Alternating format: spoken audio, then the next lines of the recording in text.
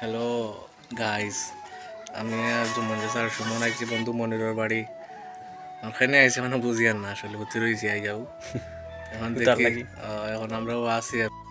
মন চাষা আমার জুমান চাষা একমাত্র চাষা তাই গেছিলাম 10 দিনের এতে কাপা গেছে না, পিকনিকে গেছে আমরা বুঝছি না আসলে। তাই মসজিদ থেকে বারিন্দাত বাড়ি গাড়ি গনো নাচর বাদে কয়েকখান গাড়ি গেল, হয়তো মানুষ গেলা, ও তো খালি ঘটনাই তাই তানোর পিকনিকও না এতে কাপা আমরা এখনো বুঝি আর না।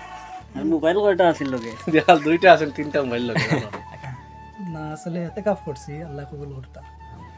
এতেকাফ করার তো দরকার খবরে বলছি আছে। আমরা মনিরের বাড়ি ঈদের কারণে এতে পিকনিক নাই, তাই এতেকাফ লাগি দোয়া করবো আল্লাহ কবুল করতাম। না, আসলে এতে কাছে থাকতে বন্ধু আশরাফুলের কাছ থেকে জীবনটার খবর লইছি আর 1 ঘন্টায় আপডেট দিছে। এ দেখায় দুই হাতে দুইটা মোবাইল লইয়া এতে কাপা ব্যস্ত। এখন জীবন আমার অপিনিয়ন কি তাকত? সালাম আলাইকুম, ঈদ মুবারক। সবাই কিতা ভালো আছেন? আসলে তাই আমার খালি রাইত কইছেন যে আমার লগর কিছু মানুষ এটা তুমি তাকিও।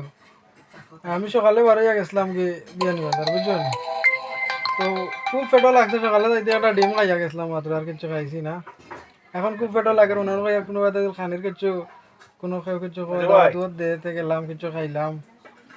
এর মাঝে আবার তাই ফোন দিছে, না মিস্টেক হয়ে গেল। এখন আমার অবস্থা খুব খারাপ, পেটুট একবারে হামাই গেছে, বুঝছেন? অফসাইড মারা বন্ধ হইছে। খানির বাড়ছে, খানিয়াই তো কিনতাম, তারে শান্তি করতাম।